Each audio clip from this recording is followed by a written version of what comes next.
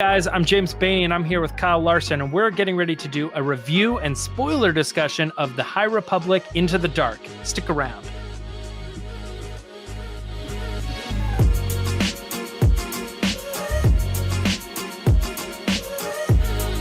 All right, man, we're back once again. Another novel having to do with The High Republic. I'm getting ready to discuss. I'm excited to discuss this. Yeah, Let's get ready. me Let's too. do it. How are you, man? I am doing good. How are you? I'm doing just fine. Are you are you loving The High Republic right now? I really am. I'm floored. I want more. I really enjoyed the first comic by Kevin Scott, and then the other two were the second issue of that, and then the one by Daniel Zay Holder comes out on IDW that I haven't. That will be the first one.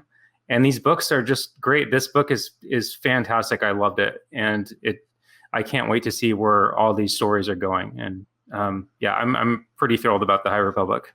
So how about you? Yeah, it's definitely interesting. A lot different than our normal book discussions because number one, they're all being released around the same time, and usually books tend to like jump around and have to do with different things. But like it seems like with them focusing so highly on one era, it's fun because like the next chapter is right about to come out. It's like the next thing, and it almost kind of makes me miss a little bit like a good Han Solo adventure or something like that. But I'm excited about this new era and feel like we've probably got enough stories around the rest of the galaxy that watching all the like YouTube videos of them telling the stories and the animations and the authors and stuff has been exciting. Yeah. So this one here, let's talk a little bit about it before we get started. We're getting ready to talk about The High Republic Into the Dark. The book was released February 2nd, 2021, and was written by Claudia Gray. It was read by Dan Bittner and published by Disney and Lucasfilm Press. The timeline, of course, is the High Republic era during the events of the Great Disaster, as you can kind of expect. What's this timeline? Yeah, all of that stuff. It's nice to see these in there as well. These new timelines. Oh yeah. Okay, so let's get started just with our initial thoughts and our score. We are not in the spoiler section yet. We're just going to do a quick review of the book, like our thoughts and score. Starting with you, what were your thoughts?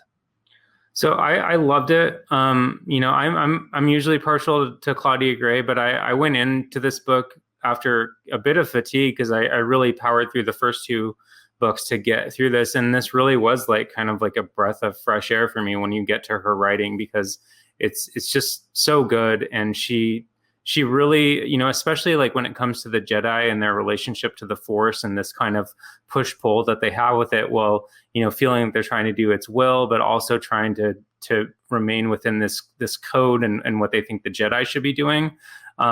She does that so well, and that's the kind of stuff I love in Star Wars, especially when in this era, which is going to explore more of the Jedi in reaching out to the galaxy and things like that. So I loved it, and this first score I would give it a 9 out of 10. Nine out of 10.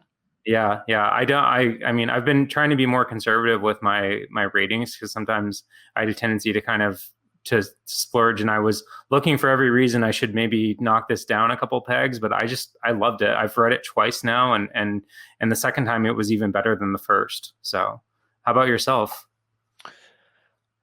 I don't know. I'm not that high.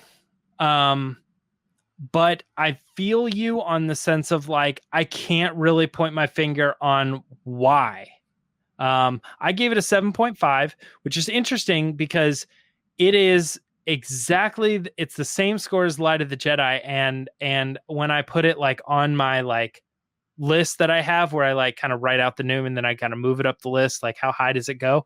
It landed right there with Light of the Jedi. And I'm like, which book did I like better? And I'm like, I don't know. I was like, which book, for reasons I thought this one was good. And then for reasons I thought this one was good, and I really could not struggle between the two. And I was like, I guess that really means I got to give it the same score. I feel the same way about it, which which is not, it's not this like, I loved it. I was 100% into every character. The story was great, all this, but I was like, but it's good. I liked it. It was there. And that's why I feel like that 7.5 is that like right smack in the like, yes, it's not wonderful and it is nowhere near awful. It's a good. It's just right there in the middle for me. 7.5. I did think it would be fun though if we kind of graded on a scale a little bit. Okay. And I want to personally call this the Gray scale, the Claudia Gray scale. Oh yeah. Okay. I'll go there for All sure. right. So we've got 5 books in release order: Lost Stars, Yes. Bloodline, Princess of Alderaan, Master and Apprentice, and Into the Dark. Where does this fall in, above or below? Man, I mean, this is a 9. hard. So yeah, I mean, and I've rated all her books pretty high. I don't know if it's better than Master, because like Master and Apprentice and Bloodline are 2 books to me that are just like untouchable. Mm-hmm. So I would say it's number 3. I really enjoyed Princess of Alderaan as well, but I did enjoy this a bit more, I think. So I think we're on the exact same page, except you're leaving Lost Stars out of that. Oh yeah, no, Lost. So I would go Master and Apprentice, Bloodline, Into the Dark, Lost Stars, Princess of Alderaan. Okay, so I think you said Master and Apprentice top, yeah. Okay, for sure. So then we're exactly the same, except for I would probably flip Into the Dark and Lost Stars. I would put Lost Stars above this particular one, but it's close. It's really close. But other than that, yep, Master and Apprentice, Bloodline, Into the Dark, Lost Stars, or Lost Stars. But to be clear, I love all of those books. So just to be clear, we're picking kids here. That's kind of what we're doing. Yeah. The Gray scale. So, the Gray scale. That's good. I like that. Okay. So we've given our scores. Let's actually get into it. This is from now on. This is spoiler. We are going to get into spoilers for this particular book. We're going to start off by our favorite thing. I'm going to jump back at you. What was your favorite part, favorite moment, favorite thing about this book? There's a couple of, they're all kind of the same moments, but it's really when I feel like Claudia Gray kind of goes meta about, this where the Jedi are at this point and where they're going. When she really she slips in a few little comments, whether it's observations that Affie Hollow's making, who we'll talk about in a little bit, who's not a Jedi, or it's observations that Comac's making about the way that he wasn't allowed to process his grief over losing his master and the trauma around this mission that he went on years ago before the events of this book that's kind of stuck with him a bit. And I really like the way that Claudia Gray, because we're in this really like triumphant moment of the Jedi. They're at the peak of outreaching to the galaxy, and the galaxy is about to change profoundly because of them. But the fragility of these characters that are supposed to be kind of like demigods and and have these great awesome powers is front and center in a lot of these characters, and I like that a lot. I really liked that they were damaged in a way, and they were trying to figure out where their place in the Force, where their place in the Jedi was, and where their place ultimately in the galaxy. So I thought that Claudia Gray, by putting in a few of those, the commentary about the Jedi and the meta commentary about them, I thought that was really really well done. It served the story, and it also got the reader thinking about like, okay, this is where they are. We know what happens after. And we're on this journey. We're on this, this motion in the book. So how about you? We can get into that more, because I actually wrote that down as one of the things I want to discuss a little bit more about this book. My favorite part was actually when all of them get back home after the events that they went through. And they're all back on Coruscant. And it's very much like, if you've seen the movie The Hurt Locker, it won Best Picture. But it was about, a man who was in the military and was so like living life on the edge of death every single day, like he was a bomb diffuser and stuff. When he came out of the military and he went back to regular life, he was just like lost, and he didn't know how to interact with like his wife and people and the grocery store and stuff like that. And it was interesting because that was a part of the book that they felt like they went through this thing as a group, including, the captain of the ship and Affy, and they went and they did these rescues, and they had losses along the way, but everything got solved. And for whatever reason, these 5 people, they went home and they experienced this like weird sort of sense, like, I have to go back. There's more to the story here, and I'm unsettled. And it was really interesting to hear how each of those characters came back to the same thing that said, something's not right here, and we need to go back. And as they collectively came together, they were all like, you feel that too? Yes, this is unfinished. And that was an exciting part of the story for me, just because I thought that it really solidified the relationship between these characters, and it didn't just feel like I don't know, like, well, why would Affy need to go back? That doesn't make any sense. Right. They're just randomly going to go back and pick the same pilot again. No, it felt like there was a reason that they were all being drawn to each other, and they needed to go back to finish this together as a team. And that is a really important part of this story and this book. Let's I don't know. Let's get into it. Character development, overall story. Where do you want to start on this? Like, you liked the book. You said you gave it a 9. What do you like the story? Do you like the Maxine station and all this? Yeah, no, I thought the Maxine station was really cool.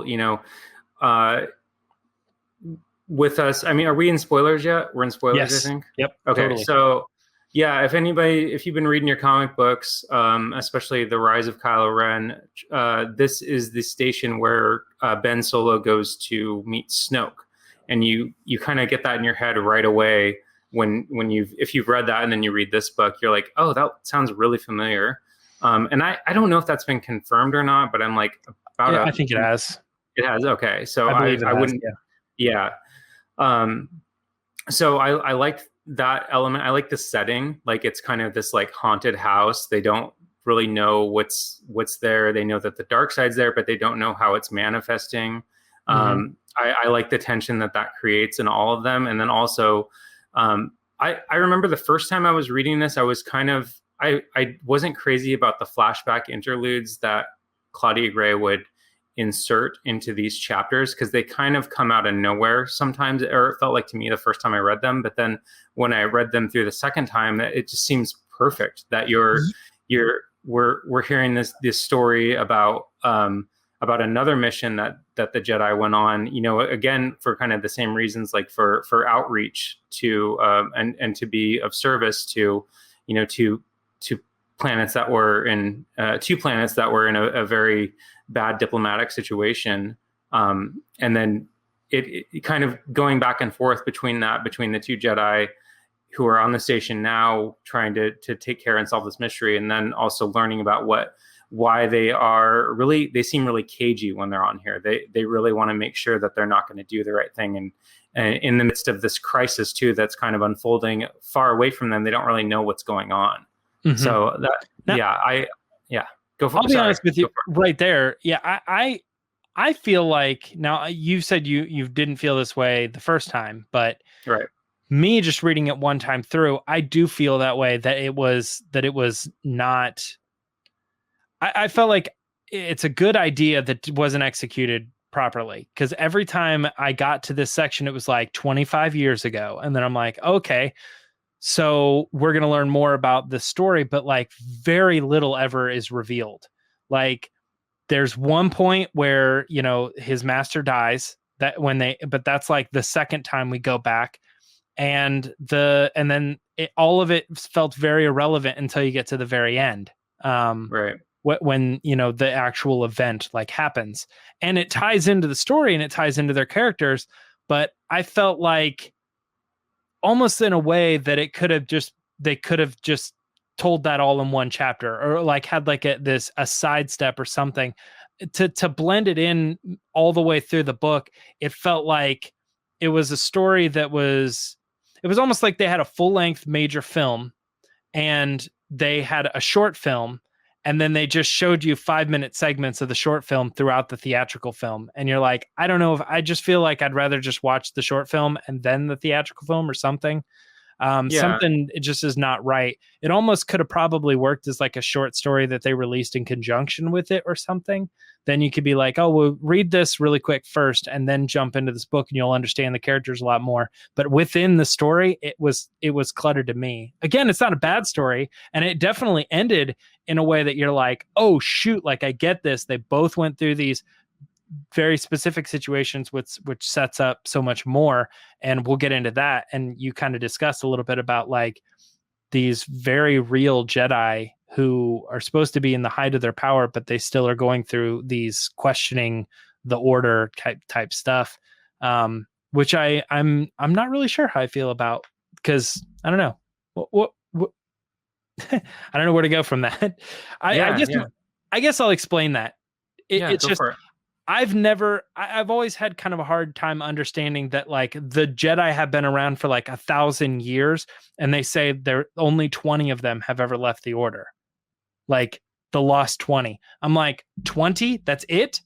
Like, you've never had people question this? And like when we're going back to the High Republic and it's the height of their power and everybody loves them, I kind of was thinking that the Jedi were going to be less questioning. It feels like so many of them are like, I don't know if this is the right place. It's because all these writers, I think, are trying to set up what eventually happens. But to me, the Jedi should, I don't want to say should, but they never felt that way until they were infiltrated by Palpatine. Yeah. And so right now, when there's really not a dark side, there's not really like a somebody coming in and infiltrating them and messing with their heads and stuff. I kind of don't know how I feel about all these Jedi, like, I don't know, not really knowing what to do and their place and why are they making us hold back our feelings and stuff. I feel like all these Jedi should be on board with that. Right. But it seems like almost all of them have this tint of questioning the order itself. And that to me is kind of like, I don't know. It seems a little too much at this era in time. This is 250 years before they fall. So, I mean, how many of them have left at this point? Like 15? Yeah, we don't know yet. And we got 5 more before we get to regular time. I don't know. It just seems weird. We know one. Yeah, we know that there's one that will leave from the High Republic, at least so far that we've met. Yes. Because she's named in Dooku. But, one of the things that I think, aside from the dark side aspect of the prequels, one of the things that I think that they're trying to establish is also, so Yoda's around. He's gonna see everything that happens in this era. So the Yoda we see in the prequels, he knows everything that's happened. He knows that, the rules were a little more loose at this point, right? It seems like at least that it's not as rigid, it's not as dogmatic. There's not as, people aren't, we've seen in the other stories, especially Light of the Jedi, that there's this kind of romance between Avar Kriss and what's his face, Elzan.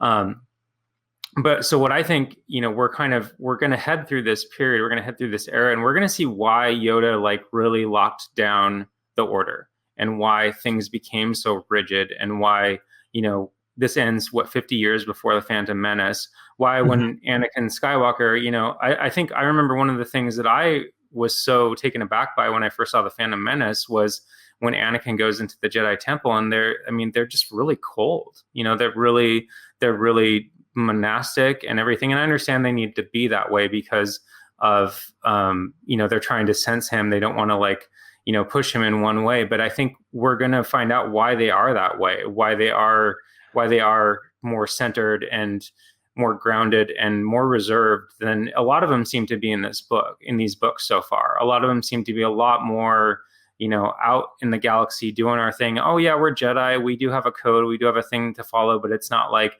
oh my goodness, if I do this, I'm going to turn to the dark side or it's interesting. Yeah.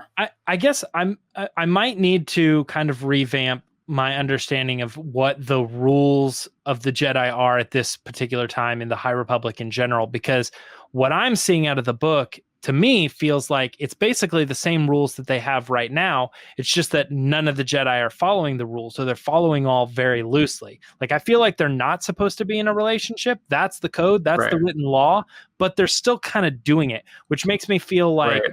that's like a conflict of well, if you're having all these problems keeping your students in line, then 250 years later it's going to fall way faster than where you're at right now. But I think you're interpreting it a little bit more like maybe they don't have those rules quite yet, and maybe it's a little bit more loose, which is why everybody's okay with all this stuff happening and all these people kind of questioning. But it still feels to me like there's a lot of like, oh, your master was killed and you're just supposed to let that go. You're not supposed to have the emotion. And they're like, that doesn't seem right. Well, that rule still seems to be in place years later. It's not like 250 years before they were okay with having the emotion of your dead master. They're clearly not. They're teaching you to put that away. So I still kind of feel like the rules are the same, but maybe that's just a reevaluation of how these Jedis are supposed to be. And maybe the rules are a little bit looser. Maybe they're a little bit, or those are the rules, but we're not going to punish you, which we actually see in this book. They clearly disobey, and everybody got off scot-free in this book. So maybe that's the personal thing for me. I'm trying to figure out why there's only been 20 over 1,000 years to leave the order, when it feels like every Jedi is consistently questioning and on the verge. And I thought that was kind of an issue, if you will. I'm using air quotes. Just in the later series where you're like, well, Ahsoka had problems, Dooku had problems, Baris Offeri had problems. You have tons of the people who later become the Inquisitors who all had their little issues. Like, why did all of this fall apart?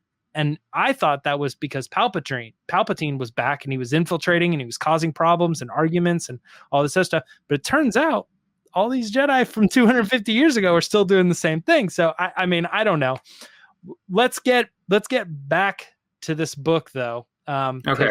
One thing I did want to say really quick is I would maybe like to reword the way I said it. Was maybe not so much the rules are looser, but they're more open to interpretation, because I find there's a much more individual approach from each Jedi on how they interpret like a part of the code or the Force or what they think. So I agree. I think that's what I was trying to get at, and maybe I didn't really express that quite as eloquently as I hoped. So no worries. Yeah. And I think you're right. I think we might just need to kind of reevaluate how they look at what it means to be a Jedi in this era. And maybe that's part of what because I'm sure all these authors, when they did the writer's room stuff, they put all that stuff together. I'm just having a hard time kind of wrapping my head around that particular thing. Let's talk about the enemies. All right. The Grengear, the Nile, the Bind Guild to a certain extent. What were your thoughts? Do you think that the Grengear are an imposing enemy? That's how they're painted in this book. Well, yeah, like yes and no. I mean, because they really are not in this book that much. I mean, they are, but they aren't. I mean, you know, as soon as we find out who and what they are, they're, you know, you're in the final act, and then they're gone. I mean, they're not gone. They're defeated off of the station, so we know that they're still out there. So I would assume that we're going to be seeing them again, and maybe a much more threatening, because now the Nile are aware that they exist too. Yeah. And so I thought it was a great way to kind of, you know, put this new villain that, you know, they're not really, I mean, this was a good way to introduce them and a good way to kind of put them on the radar of both the Nile and the Jedi. And so I liked him. I think it's an interesting concept. The limitations, I'm interested to see where they go with that, because it seems like they have to, because they're stationary, they're plants essentially. They can't really move and move around and very fast, at least, and don't have ships that can get them off of the planet. I think it'll be interesting to see how they engage our protagonists in the future, and it'll be interesting to see how the Nile use them. The Bind Guild, I think too, I'm going to be interested to see if they come back, or no, if they kind of run towards the Nile now that the Republic is, by the end of the book, essentially going to be shutting them down, or disbanding them. And then, but also too, one of the things that was kind of rattling around in my brain in terms of the interludes is, by the end of the last interlude, we learned that the Hutts were behind this whole elaborate political plot to kind of basically to convolute what's going on in the Outer Rim, so the Republic wouldn't pay attention to it. They'd pay more attention to this diplomatic crisis, and once they thought it was resolved, they would basically be like, okay, cool, we're good, we're done here, and they would bail. And then the Hutts would be like, all right, let's do business now. So I'm wondering if Claudia Gray put that in there intentionally, because the Hutts are going to show up at some point in this. It's hard for me to think that they're not going to be wondering what the Jedi and the Republic are doing in the Outer Rim, because they're eventually going to control that trade at some point in the prequel era. So I think the Bind Guild might have something to do with that in a way. But that's totally me just kind of guessing. What do you think of everyone?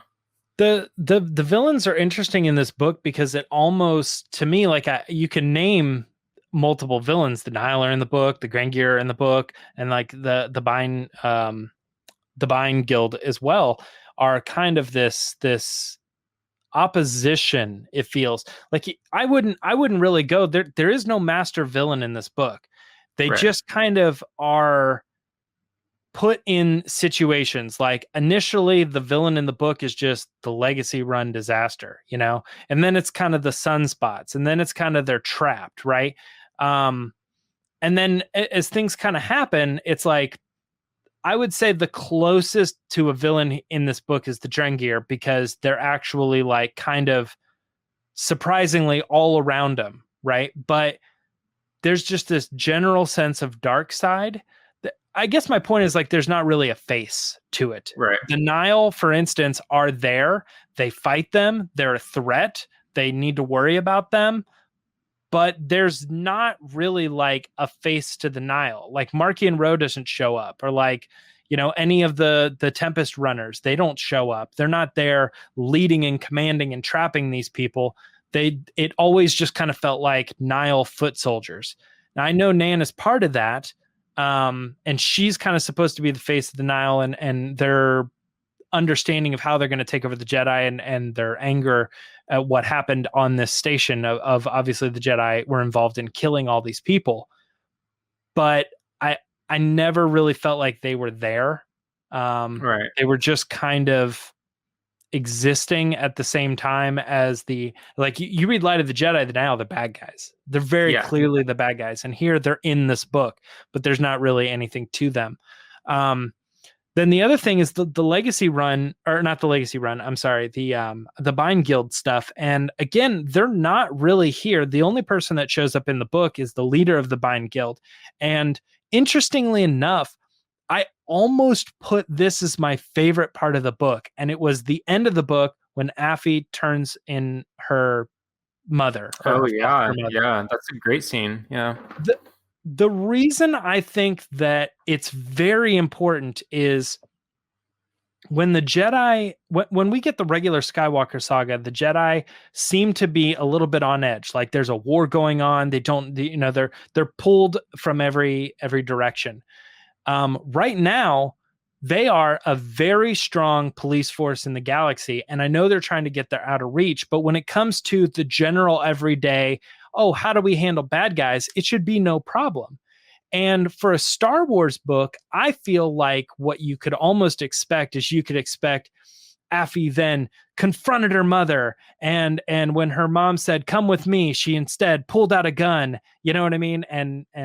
And fought her and defeated her in battle, and then they took her to jail or whatever. That seems like a Star Wars story, but that's not how it happened. And it felt very political, very judicial. I don't know how to say it, but she went on her own, discovered all of this, kind of confronted her mother about it. And when her mother said, "No, this is how it's going to be," she privately just walked away and turned it all into their authorities.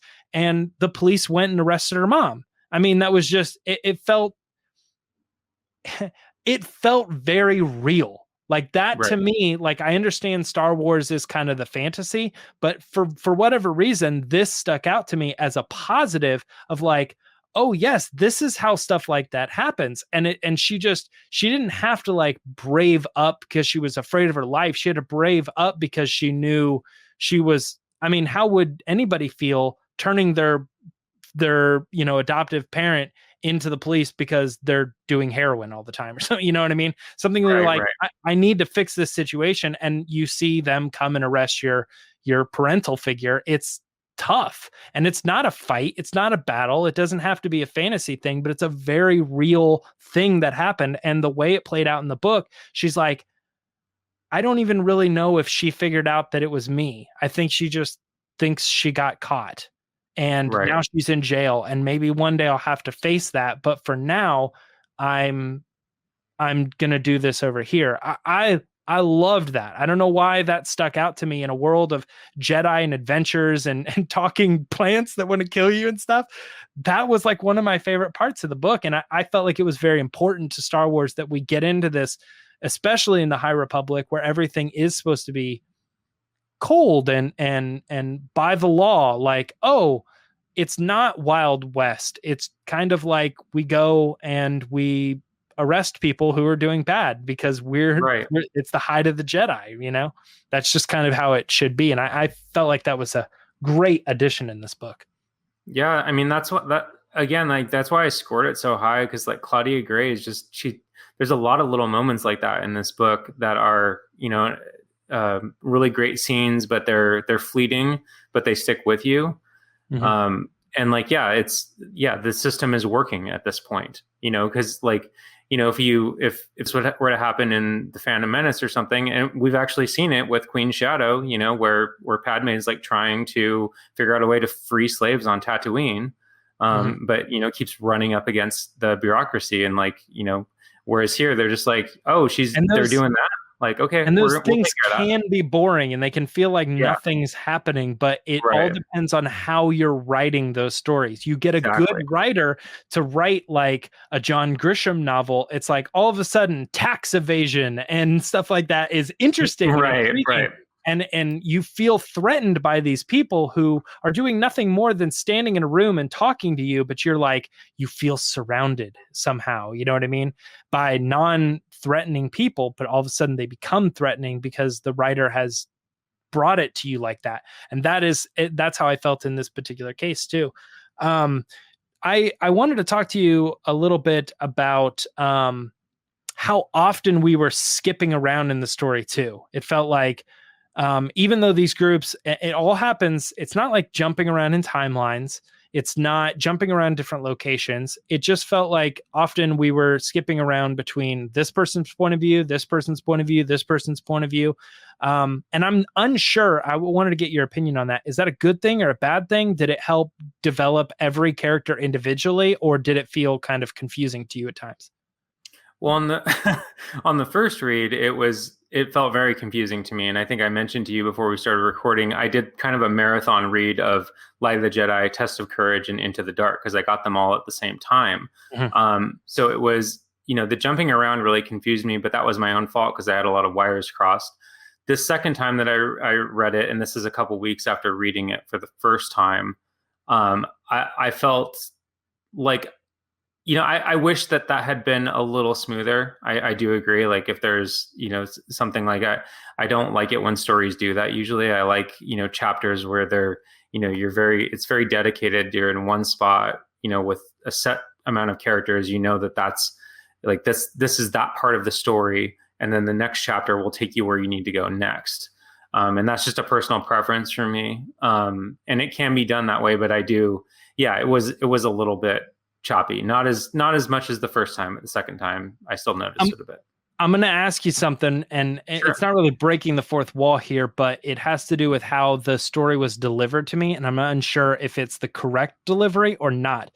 The version that I read had no chapters, and there was no separation between the story. It would just be like, and then that is what she said.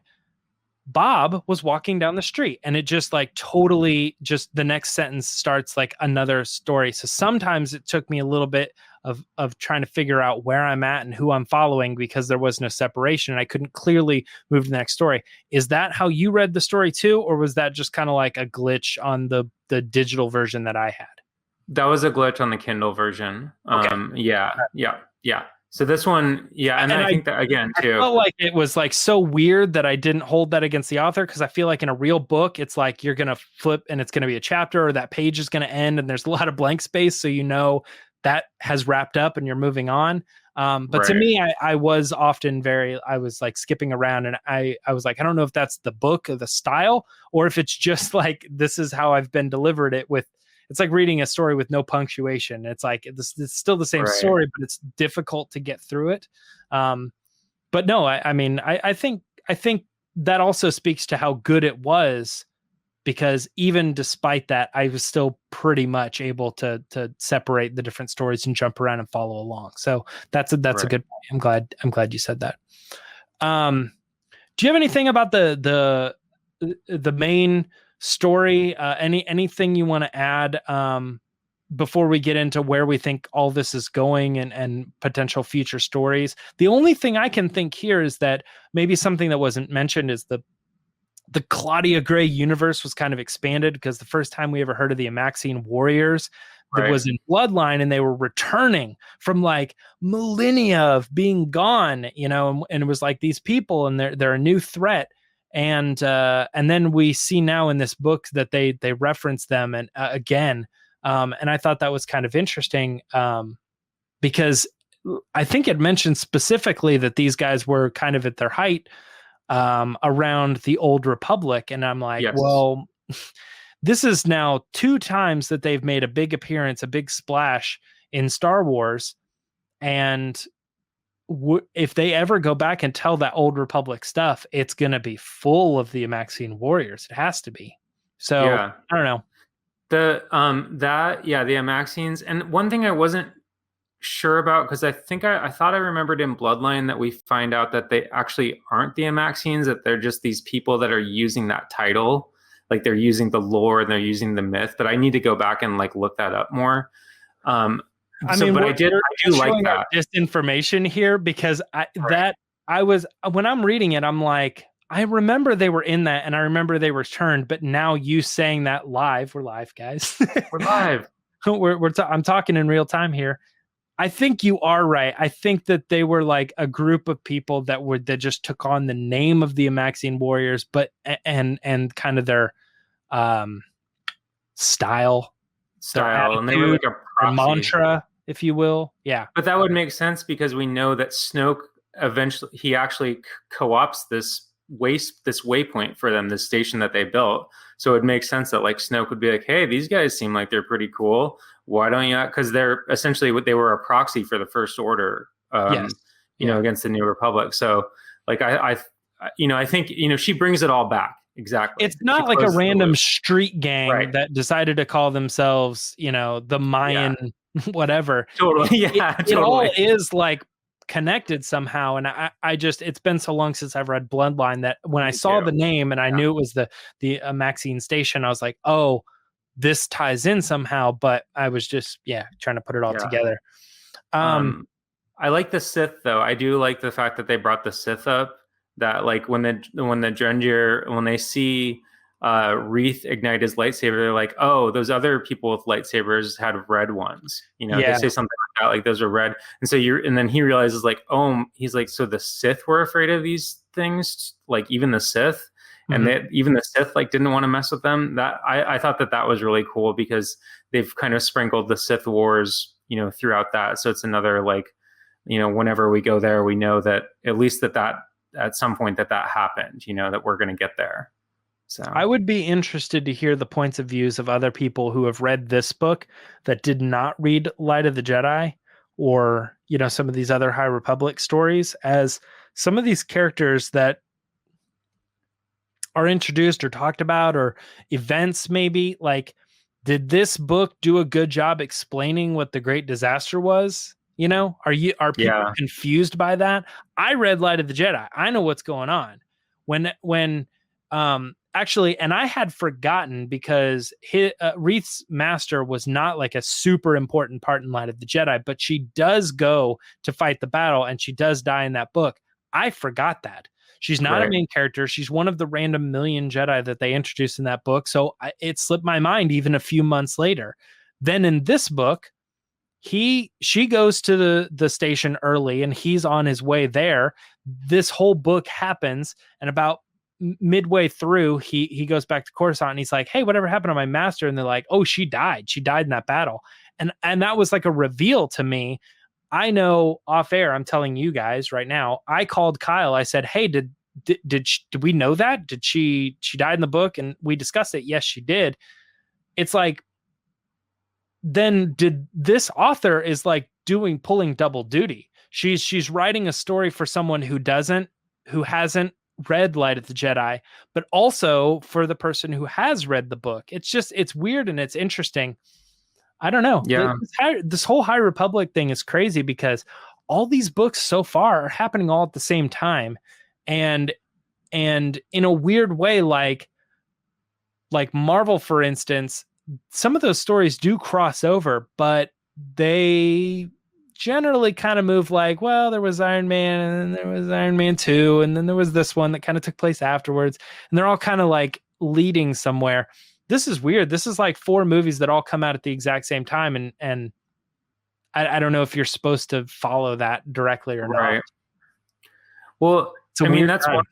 Yeah, and that's one of the reasons, like, because I've been asked, I think you even asked me too, like, like, how would you compare it to Light of the Jedi? I've had a couple of people ask me that, because it hasn't come out yet and people know that I've read it and stuff. And it's, to me, it's like, you almost can't really compare Light of the Jedi to a lot of these books because it's, it serves a purpose to introduce the world and introduce the characters so that these other authors are free to just kind of run and tell their stories, thinking that everybody's, read Light of the Jedi and knows that these events are. And that's kind of the sense is like, Claudia Gray does kind of a survey of a little bit of what's happened, but nothing, she doesn't go in depth. There's not an entire chapter about like how, what exactly the Legacy Run was and what exactly that, Legacy Run was actually part of the Bind Guild. You find that out. But it's just like, oh, okay, that's why it's connected to these people, like why it might have popped up, why they found out about everything. So, there's like little threads and stuff like that. But, if there is one thing to kind of critique about the whole High Republic is that, they've made Light of the Jedi almost essential reading, because so far Test of Courage and this book, they really don't get into too much of what's going on in the rest of the galaxy. I mean, they touch on it a little bit, but like going back to what you were saying, if somebody were to just pick this up and read it, they would probably be really confused by a lot of things. Like, wait, what? Hyperspace is diseased or ruptured, or trying to figure out how could that happen? Why aren't they clearly have hyperspace? Why are they not using it sometimes? Exactly. Yeah. So yeah, that's a good point. So it would be challenging. I 100% hear what you're saying, and agree with it. I have, in a weird, odd light, compared it very heavily to Light of the Jedi, in the sense that I felt like Light of the Jedi was a bunch of different stories that are kind of telling what's going on in the galaxy. And this book in particular are a bunch of different stories that are all telling you what's happening inside this one station. Right. So I feel like in this book, you're getting Loden Greatstorm and what he's doing at the same time as everybody else. Whereas you flip over to this book and you get Affy's point of view, which is happening incongruent to the 2 Jedi or Wreath or, any of the other characters. And so the way some books read is just like you follow the main character all the way through a story. But it feels like both of these books have picked out very specific events and very specific stories to follow that are all happening at the same time, and they're delivering you those events, jumping around back and forth and seeing how they tie in. And then on top of that where you're saying Light of the Jedi is essential reading, Light of the Jedi is the one that's on the top. All of its stories cover, like, umbrella every one of the other these books that are out there. they're all happening the same way on a smaller scale, just on this planet with these small group of people, while the world around them is going through, all these congruent things with the Nile and the robots that are Totally. trying to predict the future and stuff. I know that sounds crazy. No, I hear you. No, I get that. I'm glad you said that. Actually, that is a good way to look at it too, because I hadn't really considered that. But that's a good way to be able to compare Light of the Jedi to other ones, because it's been so far kind of a hard thing for me. Yeah. It's an interesting, that book in particular is very important. It's like the opening sequence to, like, read that one and then read any other one you want, and it'll make a lot more sense. I agree with that. But this book on its own, all these characters are great. Where do you think they're going to go with future stories, particularly with these characters? For me personally, and I can say this quick, I think Comac and Reith, obviously, to me, have the strongest contention for further stories, further learning with those particular characters. And that's it. I feel like they left Des alone. Like, you don't need to know where he goes from here. Orla as well. Affy and Leox, they felt like they closed off their book and they're just going to go off on adventures. And I don't really know that any of those adventures are going to tie very heavily back into what's going on in the galaxy at this time. I feel like they're just, they had their story and they moved on. The only one that sticks out to me is Comac and Reith, with a master being like, I don't know if I trust the Jedi, and the Reith being like, I'm lost and I'm looking for you to guide me. I feel like those two characters are the two that are going to pop back up. But tell me I'm wrong, or what do you think? Well, I'm pretty sure Affy's on the cover of the next Justina Ireland book, which is called Out of the Shadows. So I think she'll be back in some capacity. And I do feel like they kind of left her. I don't feel like when she and Leox and that group NGO'd come back, I don't think it's going to maybe not necessarily be as prominent as the roles they had in this story. I feel like maybe, like, if we go back to our Light of the Jedi perspective, like, maybe this served as purpose to kind of just, now you know these characters, you know what happened to them, you know why they know who the Jedi and the Nile are, and they're out there. I do think that Orla is going to play some big role, because I think this Wayseeker role that they've introduced her to, which I can't remember if we specified what that is, but essentially you are a Jedi. You're not beholden to the Jedi Order. You don't take orders from the Jedi Order, but you still are considered part of the Jedi. But you are basically out in the galaxy trying to figure out what you want to do as a Jedi and how you want to, learn more about the Force. So I think that there's, and it said, that she bought her own ship and that she was headed out towards wild space. And I got to tell you, I was like, I want to read that story for sure. Like, and now she's really kind of turned the page in terms of dealing with this trauma that's been haunting her for years. Yeah. So I think it would be great to see that. I'm totally with you. Yeah. I think that Orla as a Wayseeker is or Wayfinder, or whatever it was, Wayseeker. Yeah. Great character, great story potentials all over there. That's what I feel like. And I feel like she going off Wild West on her own is irrelevant to the story, because I feel like for her to, in like the next book, be like, I'm going back to fight the Nile again, would be very out of character for where she has decided to move forward. So as much as I would like to see her story, it almost feels like, in a way, she has kind of left the High Republic as a entity.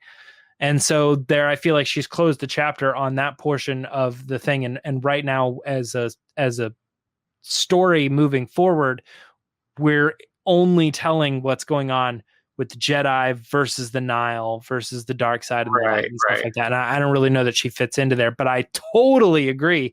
I want to see her story, her adventures, and just learning more about the Force over there. I guess I was thinking long game, because, we're in kind of the phase 1 of the High Republic, and they've said that there's, phase 2 and phase 3, basically. I'm sorry to use Marvel terms. I can't remember what they call it. I could see her come back like Ahsoka the White kind of thing. that's kind of where I'm going with it. Is I think Okay. she's going to show up in some capacity, but long game much further down the road. And I would love for her to be written by Claudia Gray again too. You know, Oh yeah, I and thought, I imagine she would. I'm thinking very short term. I'm thinking like what is the next like out of the next 5 books are we going to get a pickup here? And I think that the 2 Jedi are the most likely to get picked up. Yeah, Comac and Reed another story. Sure. I doubt we'll be seeing Des again in any huge capacity because he really was kind of a background. And honestly, I wasn't too like, I mean, I was like, oh, that sucks that he died, but like, I wasn't like, go get him, good, he's back now. You know, like he reminded me of now I'm blanking on his name, but the Jedi that's actually technically in Phantom Menace, and you see him in the background. And he's got the yellow stripe. Man, I can't think of his name right now. Oh, Platoon? No. Yellow stripe. Never mind. Forget it. Okay, cool. Someone's yelling right now. I'm terrible at trivia. I'm terrible at the Star Wars trivia. Yeah, so. I'm not in it yet. I will start to get in it soon. But here's my thing to wrap up this story. If you are thinking about reading it, you're considering reading it.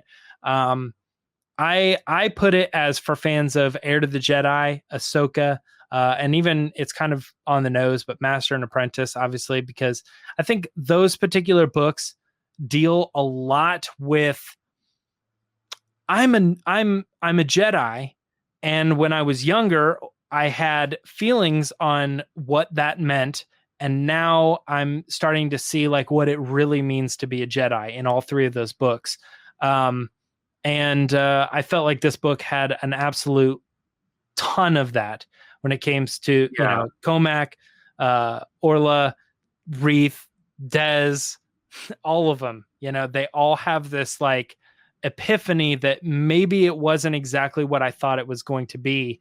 And I have definitely gotten those vibes out of all of those stories. And there's a lot deeper in those particular books. I don't know if I set you up, if you knew I was going to ask you that, but do you have any books that you would recommend that's like for fans of? What did this book make you feel that maybe another, if you read blank, you probably would like this one? Yeah. You know, I think, you know, obviously Master and Apprentice, there's definitely a lot of lore. You know, even Dooku Jedi Lost would, you know, and that's super easy to read. And I highly recommend the audio drama on Audible. It's fantastic, but you can read the script as well. Even though it's a much different tone, it does have a little, you know, it has kind of that like that eerie quality to it as well. That I really enjoyed about this book. I hadn't thought of it. Mystery adventure. Yeah. Heir to the Jedi makes sense. And, you know, maybe I'm stating the obvious here too, but A Test of Courage has a lot of really similar things of, you know, really young and experienced Jedi. Well, there's only 2, you know, there's a Jedi and a Padawan, but kind of figuring out what their relationship, you know, Vernesta is still trying to kind of reconcile the fact that she's like the youngest Jedi who's ever lived. And what does that mean for her? I mean, you're right. Yeah. They're basically 2 Padawan. Yeah. So I think that would be a good one too, for if people were, you know, they know it's a middle grade reader, but you know, if you feel like you want a little bit more of that, that's a great book as well. So, all right. Well, anything else you want to add, or are we wrapped up? I think we're good. I hope I didn't miss anything, but I think I know. Yeah. There's a lot. It's, I mean, it's not like, a super thick book, but there's a lot in there. Yeah, I feel like if when we were writing our what happened in this story, it was probably one of the longest ones we had ever done, because we were just like, how do you leave certain portions out? Because you're going to be, well, then they all went back to Coruscant, and then they all came back to the Maxine station. It's like, well, why? So you have to explain what happened when they were there. And so it felt like there was a lot of content in this book, and constantly like moving forward, another thing to overcome, but in a good way. Good book. 7.5 for me, 9 for you. And that's it. That's the discussion. If you guys could leave a comment, give this video a like, share it, probably more preferably share the other video, the what happened in, let people know that, hey, you know, if you're interested in the High Republic, maybe watch these videos and they can kind of explain and get you pulled in. And if you like some of those videos, those stories, then maybe your friends will start checking out the book as well. It's a good way to get into this particular era of Star Wars. As for me, I mean, you can find me on the Resistance broadcast, talking on this channel twice a week about regular Star Wars news and discussion and stuff like that. And on Twitter and Instagram at Myra Trunks. Kyle, where can people find you? You can find me on Twitter at Kyle D. Larson, and you can also find me writing book and comic reviews for Star Wars Newsnet, and I also contribute to What the Force. So, that's where I'm at. So, all right. Yeah. Well, thank you guys for watching. Thanks for sitting here in our discussion. Like I said before, if you want to leave comments, let's start a topic. Let's have a discussion. This is a good open place for you to meet other Star Wars fans who have read this book as well.